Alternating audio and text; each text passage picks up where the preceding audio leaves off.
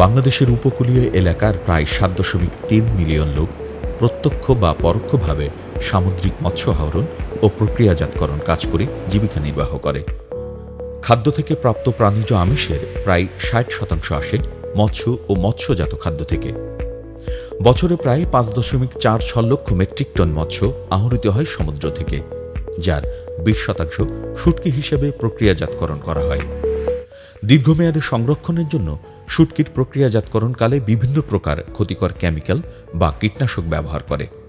আর জেনে বা না জেনে এই শুটকি খাদ্য হিসেবে গ্রহণ করছি আমরা, যা আমাদের স্বাস্থ্যের জন্য মারাত্মক হুমকি হয়ে দেখা দিয়েছে।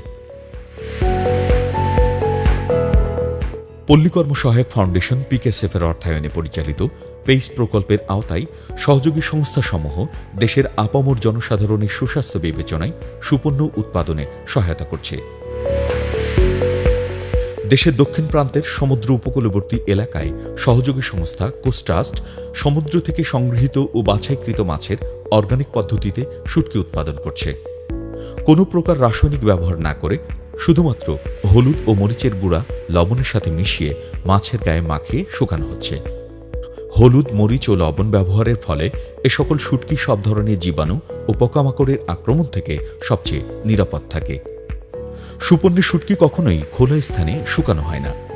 প্রশিক্ষিত সদস্যদের মাধ্যমে কঠোর পর্যবেক্ষণ ও মান নিয়ন্ত্রণ করে বৈজ্ঞানিক উপায়ে নির্মিত সোলার ড্রায়ারে সম্পূর্ণ স্বাস্থ্যসম্মত প্রক্রিয়ায় এ সকল শুটকি তাপ ও ময়েশ্চার নিয়ন্ত্রণের মাধ্যমে প্রক্রিয়াজাত করে সুপন্ন তটিনী শুটকি নামে বাজারজাত করা হচ্ছে।